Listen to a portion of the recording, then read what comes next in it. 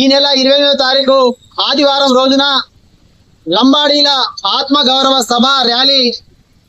Mahabubabad upon కుల సంఘాలు రాజకీయాలకు అతీతంగా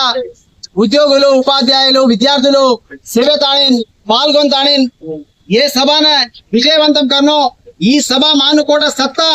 రాష్ట్ర ప్రభుత్వమైన కేంద్ర ప్రభుత్వం ఢిల్లీని తాకడం మానుకోట లంబాడీల సత్తా अपन చాటేన సంస్థతో అస్మాన్ మనకి రాజ్ మనకి అన్ని కులాల వాళ్ళు కూడా అప్పుడే